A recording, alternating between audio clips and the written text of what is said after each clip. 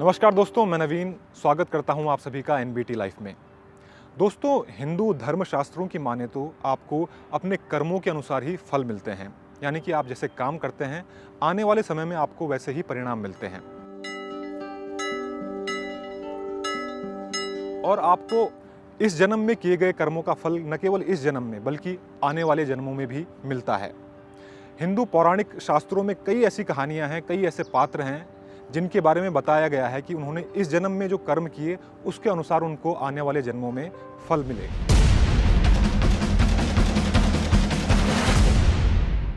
छलपूर्वक कर्ण का वध करने की वजह से भगवान कृष्ण और अर्जुन को भी दूसरा जन्म लेना पड़ा था। ऐसा ही कुछ कौरवों के पिता धृतराष्ट्र के साथ भी हुआ था। उनके नेत्रहीन पैदा होने के पीछे भी एक रोचक कहानी है। आज इसी विषय में हम आपको जानकारी देंगे। हम आपको बताएंगे कि आखिर क्यों धृतराष्ट्र जन्मांध पैदा हुए थे और उनके सारे पुत्र युद्ध में क्यों मारे गए थे। दोस्तों, पौराणिक शास्त्रों की माने तो धृतराष्ट्र अपने पूर्व जन्म में भी एक राजा थे, लेकिन क्रूर और बर्बर राजा। वो इतने क्रूर थे कि एक बार उन्होंने अपनी क्रूरता का शिकार हंस, नदी किनारे विचरण कर रहे हंस और उसके बच्चों को बनाया।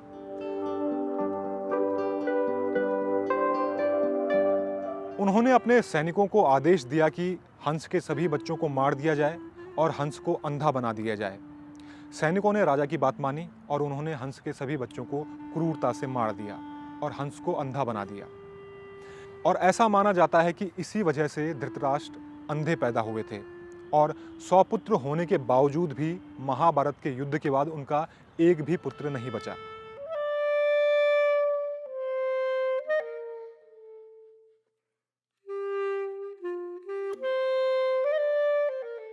दोस्तों, ऐसा माना जाता है कि हंस ने आहत होकर राजा को श्राप दिया था कि जिस तरह मेरे बच्चों को निर्ममता से मारा गया और मुझे पुत्र वियोग झेलना पड़ा, उसी तरह आने वाले जन्म में यानी कि अगले जन्म में इस राजा को भी पुत्र वियोग झेलना पड़े। और जिस तरह मैं पुत्र वियोग में रो रहा हूं, उसी तरह ये राजा भी रोए। और दोस्तों, हम सभी जानते हैं कि महाभारत के युद्ध में धृतराष्ट्र के सभी पुत्र मारे गए, उन्हें पुत्र वियोग झेलना पड़ा। और क्योंकि वो जन्मांध थे इसलिए उन्होंने अपने बच्चों का चेहरा कभी भी नहीं देखा।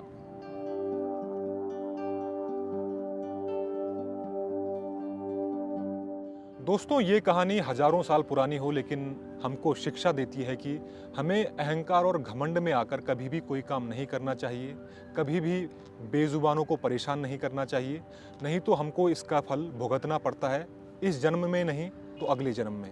इसलिए हमेशा अच्छे बनकर रहें और किसी का भी बुरा न करें।